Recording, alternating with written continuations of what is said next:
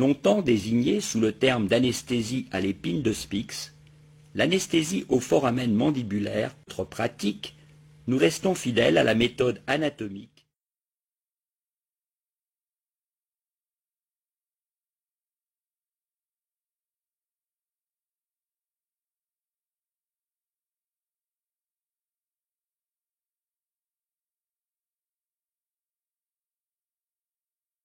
décrite par Jorgensen et Hayden, qui utilise des repères osseux et offre à notre sens la plus grande reproductibilité, tout en contournant latéralement les éléments nerveux.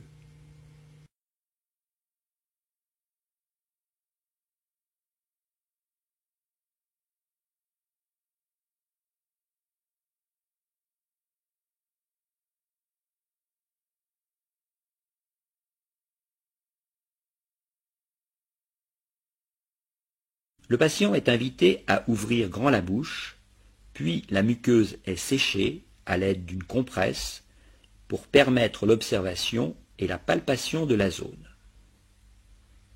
Même si les repères muqueux sont inconstants et variables d'un patient à l'autre, ils constituent néanmoins des balises anatomiques qui permettent d'éviter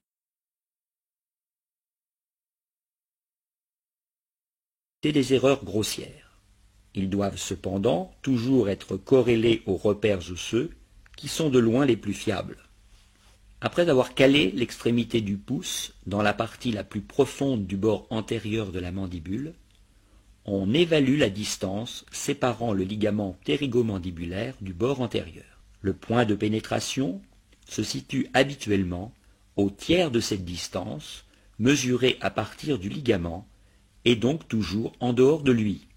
En faisant glisser le pouce vers l'intérieur, de façon à placer la base de l'ongle sur le bord antérieur, on perçoit à l'extrémité du pouce le relief du tendon profond du muscle temporal.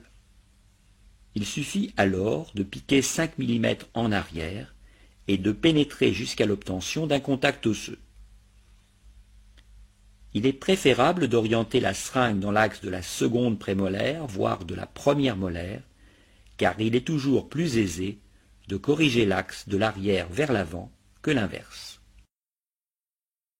Le biseau de l'aiguille doit être orienté face à l'os pour favoriser le glissement et autoriser, si besoin, une correction automatique de trajectoire par une légère déflexion. Arrivé au contact osseux, quelques gouttes d'anesthésique sont injectées pour réorienter la seringue sans douleur si nécessaire. L'aiguille est alors enfoncée avant d'injecter très lentement la totalité de la cartouche en 2 minutes.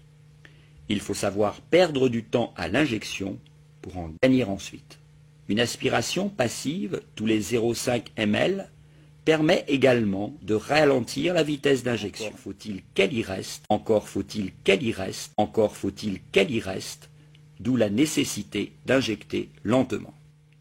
Le matériel doit permettre cette aspiration d'une seule main afin de conserver les repères anatomiques pour la séquence suivante.